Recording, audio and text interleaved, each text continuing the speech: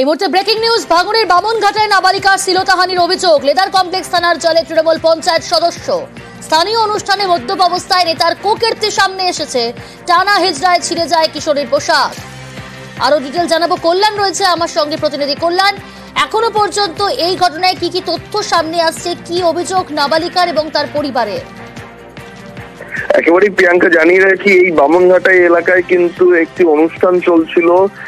পুরো গ্রামের যে সমস্ত মানুষজন রয়েছে সকলকে নিয়ে এই অনুষ্ঠান চলছিল। সেই সময় কিন্তু যে মূল অভিযোগ উঠছে যে এই চিরঞ্জিত সেই এলাকার তৃণমূল নেতা তথা বামনঘাটা গ্রাম পঞ্চায়েতের সে কিন্তু তৃণমূলের সদস্য। সে কিন্তু এক হচ্ছে নাবালিকা শ্লীলতাহানি করে বলে অভিযোগ। তারই পাশাপাশি এই হচ্ছে মদ্যপ অবস্থায় কিন্তু কটূক্তি করে। পরে এলাকার হচ্ছে মানুষজন তাকে ধরে নিয়ে যায়। খবর পেয়ে ঘটনাস্থলে যায় কেএলসি থানার পুলিশ, এবং এই ঘটনায় ওই নাবালিকার পরিবারের পক্ষ থেকে কিন্তু কলকাতা লেদার কমপ্লেক্স থানায় লিখিত অভিযোগ দায়ের করা হয়েছে। পুলিশ লিখিত অভিযোগের ভিত্তিতে ইতিমধ্যেই তদন্ত শুরু করেছে।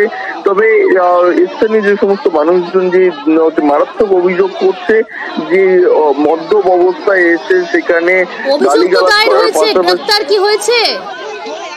এখনো পর্যন্ত গ্রেপ্তারের কোনো খবর নেই। তবে পুলিশ হচ্ছে গভীর রাতে লিখিত অভিযোগ দায়ের হয়েছে। পুলিশ লিখিত অভিযোগের ভিত্তিতে তদন্ত শুরু করেছে।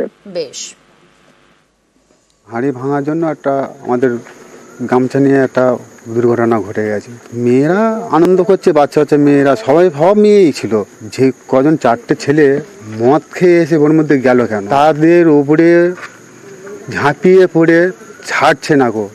মেয়েরাও গামছা ছাড়ছে না, এরাও টানা হিরা করছে তাদের গায়ের উপরে পড়ে, জামা ছেড়ে দিয়েছে। আমাদের ওই চিরঞ্জিত, বসুদেব আছে, ভেলটা আছে, এরা আমাদের পাড়ারই ছেলে সব। আমাদের মারতে আসছে, বলছে পিঠে আদা মারা করে দেবো। প্রাণনাশের হুমকি দিয়েছে। হ্যাঁ,